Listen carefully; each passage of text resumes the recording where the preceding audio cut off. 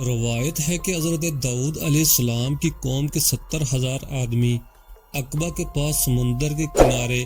ایلا نامی گاؤں میں رہتے تھے، اور یہ لوگ بڑی فراغی اور خوشحالی کی زندگی بسر کرتے تھے۔ اللہ تعالیٰ نے ان لوگوں کا اس طرح امتحان لیا کہ ہفتے کے دن مچھلی کا شکار ان لوگوں پر حرام فرما دیا، اور ہفتے کے باقی دنوں میں شکار حلال فرما دیا، مگر اس طرح ان لوگوں کو آزمائش میں مبتلا فرما دیا کہ ہفتے کے دن بے شمار مچھلیاں آتی تھیں اور دوسرے دنوں میں نہیں آتی تھیں، تو شیطان نے ان لوگوں کو یہ ہیلا بتا دیا کہ سمندر سے کچھ نالیاں نکال کر خشکی میں چند عوض بنا لو، اور جب ہفتے کے دن ان نالیوں کے ذریعے مچھلیاں حوض میں آ جائیں تو نالیوں کا منہ بند کر دو، اور اس دن شکار نہ کرو بلکہ دوسرے دن آسانی کے ساتھ ان مچھلیوں کو پکڑ لو۔ ان لوگوں کو یہ شیطانی ہیلا بازی پسند آ گئی، اور ان لوگوں نے یہ نہیں سوچا کہ جب مچھلیاں نالیوں اور حوضوں میں مقید ہو گئیں تو یہی ان کا شکار ہو گیا، تو ہفتہ ہی کے دن شکار کرنا پا گیا جو ان کے لیے حرام تھا۔ اس موقع پر یہودیوں کے 3 گروہ ہو گئے۔ کچھ لوگ ایسے تھے جو شکار کے اس شیطانی ہیلا سے منع کرتے رہے اور ناراض و بیزار ہو کر شکار سے باز رہے۔ کچھ لوگ اس کام کو دل سے برا جان کر خاموش رہے، دوسروں کو منع نہ کرتے تھے بلکہ منع کرنے والوں سے یہ کہتے تھے کہ تم لوگ ایسی قوم کو کیوں نصیحت کرتے ہو جنہیں اللہ تعالیٰ ہلاک کرنے والا یا سخت سزا دینے والا ہے۔ اور کچھ وہ سرکش نافرمان لوگ تھے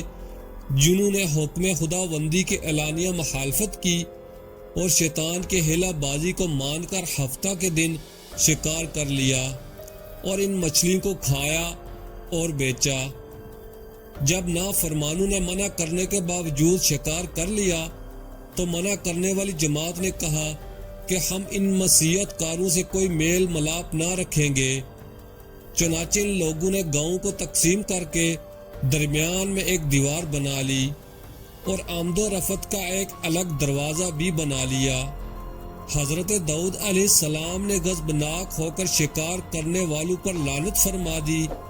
اس کا اثر یہ ہوا کہ ایک دن خطا کاروں میں سے کوئی باہر نہیں نکلا، تو انہیں دیکھنے کے لیے کچھ لوگ دیوار پر چڑھ گئے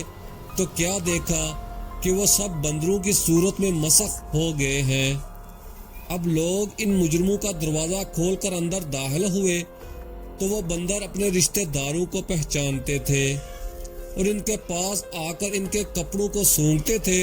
اور زاروں قطار روتے تھے، مگر لوگ ان بندر بن جانے والوں کو نہیں پہچانتے تھے۔ ان بندر بن جانے والوں کی تعداد 12,000 تھی۔ یہ سب 3 دن تک زندہ رہے اور اسی درمیان کچھ بھی کھا پی نہ سکے، بلکہ یوں ہی بھوکے پیاسے سب کے سب ہلاک ہو گئے۔ شکار سے منع کرنے والا گروہ ہلاکت سے سلامت رہا، اور صحیح قول یہ ہے کہ دل سے برا جان کر خاموش رہنے والوں کو بھی اللہ تعالیٰ نے ہلاکت سے بچا لیا۔ معزز سامعین،